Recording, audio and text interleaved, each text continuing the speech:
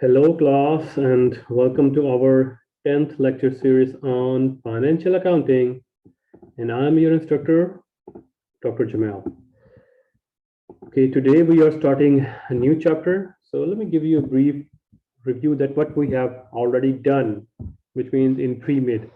In pre-mid, we talked about income statements, number of statements, necessary statements for.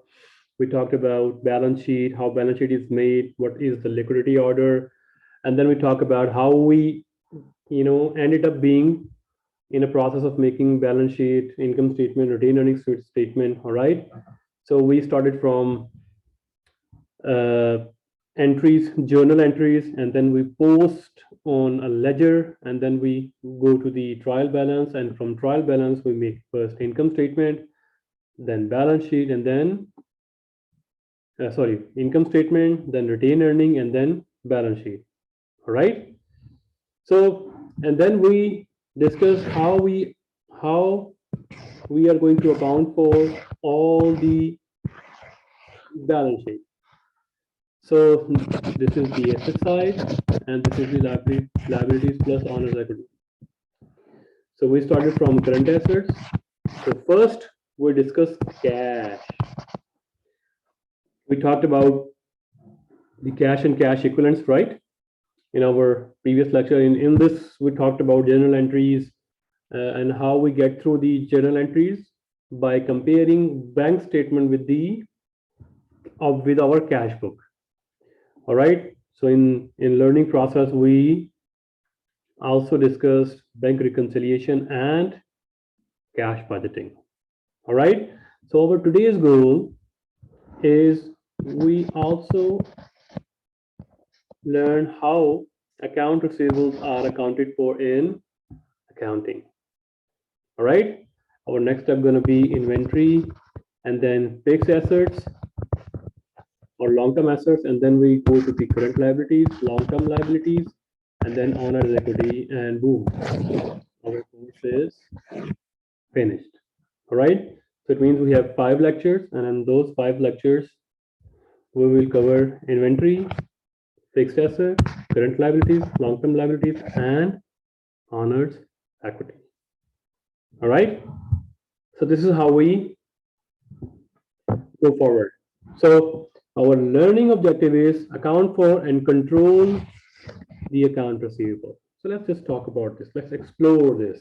So by the way, what is the account receivable? Remember, account receivable is the current asset, and current assets are liquid assets. All right. Why? Because they can be converted into cash less than 1 year. Their life is less than 1 year. So these are the monetary claims against others, specifically customers. All right. So they are mainly represented on our balance sheet as when we sell goods, right? But cash is not received. And the second one is how they appear on why they are appearing on our balance sheet by lending money, right? So these are those who owe us, right? Not we owe them. All right. So still need to collect money. Normally we collect money from our customers, or if we lend money to our employees or to our customers as well in the form of any loan. All right. So we'll talk about this notes receivable in these slides, I think coming slides as well. Okay, so how we account for the account receivable? So when account receivable happen, or when we sold anything or sold our services or goods to customer, but cash is not received. When cash is received, then account receivables are not shown on balance sheet. All right, then simple cash to sales. All right, but if the sales are credit sales, then account receivables are generated, and accounts receivable are our potential benefit for future collection, right? It has a future benefit, so it will be our asset. Specifically, which asset? current assets, and current assets are liquid assets. So when sale happened, sale of services or goods happen, the entry going to be asset increase, revenue increase. Asset increase, debit, revenue increase, credit. So our entry would be account receivable to revenue. All right. When cash is received, so this is the revenue recognition principle. When revenue happened, you record at the same day, same time. All right.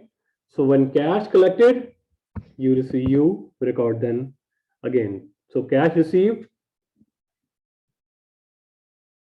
Okay, sorry. So this is the account receivable, and now how notes receivable are occurred. So when you give loan to your employees or to another company or sister company or your whatsoever, right? Or to your suppliers, right? So when you lend money, it means that is receivable. You will receive after some time, right? So it's not receivable to cash. So remember, this is not happen against any sales. If lending money on note receivable against sales, all right, then entry going to be different. But normally, note receivables are for lending money purposes. So when you lend money, cash decrease, asset decrease mean credit. Note receivable is our asset increase mean debit. So entry going to be debit to credit, which is not receivable to cash. So account receivable amount collectible from customer from the sale of goods and services. Collectible, not collected. Okay. Sometimes in British, perspective books, British origin books, these are called trade receivables. All right. In American books, these are called account receivable, but in British books, these are called trade receivables. So don't get just confused. Okay. The account receivable accounts serve as a control. How?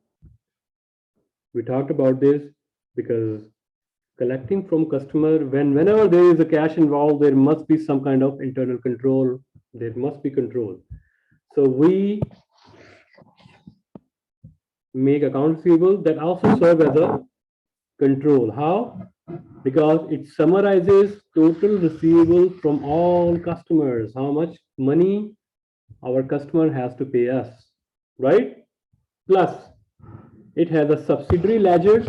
For example, this is the main account receivable, right? But it has a subsidiary ledger, small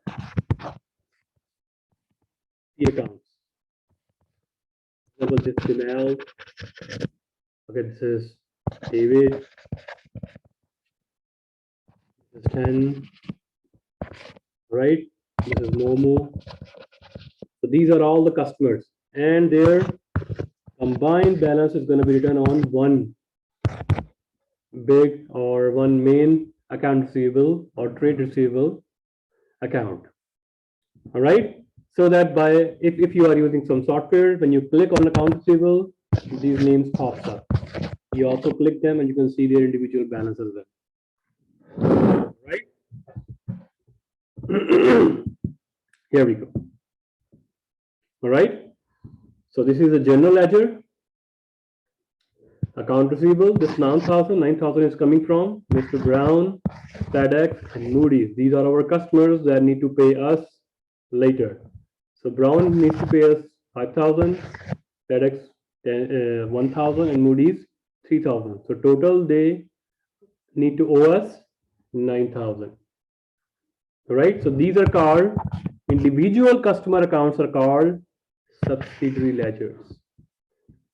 And account receivable is the general ledger or general T account. Guys, you understand how we're doing? Priscilla, Venetia, Momo. Yes, sir. Yes. Mirko, Miria, understand? Okay, good. Now, notes receivable. So notes receivable, what we discussed earlier, that these are originated when we lend money.